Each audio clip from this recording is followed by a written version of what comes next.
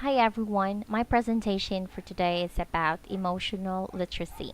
So, what is emotional literacy? This is actually the ability to express feelings with specific or appropriate feeling words.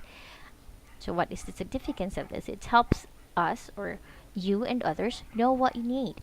At times, it's hard to identify or describe how we feel, but when we know how we feel, we will be in a, well, we can address our emotional or feel our emotional needs. So, developing emotional literacy actually is the first emotional branch of emotional intelligence. It is the capacity to perceive and express our feelings. So sometimes, just by naming a feeling, we begin actually to feel the feeling. In therapy, often a feeling word list can help identify which emotional states are highly active. So, let's say, for example, here, when we convey our message, when we say, I feel jealous, we talk about how we feel.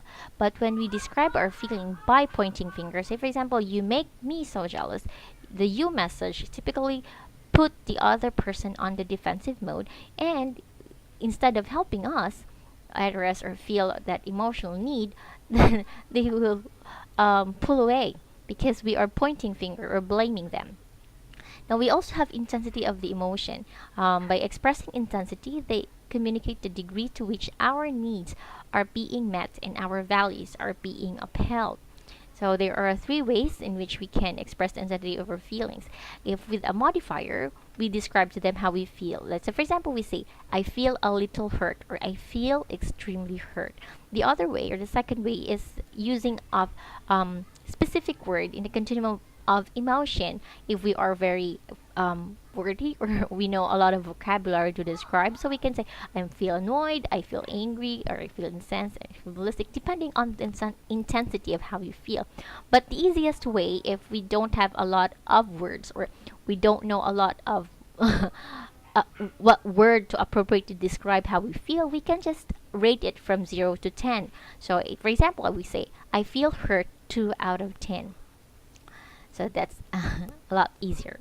Now, there are instances that we miscommunicate our feelings for reasons that we are afraid of offending others, or we are afraid of appearing unhappy or unhealthy, or we are too afraid of social disapproval, or we are conforming with others, or there's etiquette that we should follow, especially in upper classes. And with this, we tend to hide our feelings by lying about them, or we only tell people what they think they want to hear.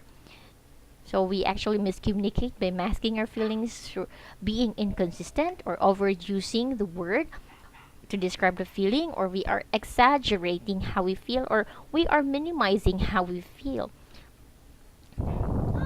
So there are actually when we express our feelings exactly, we gain respect because we come across as having integrity. So the rule should be say what you mean and mean what you say.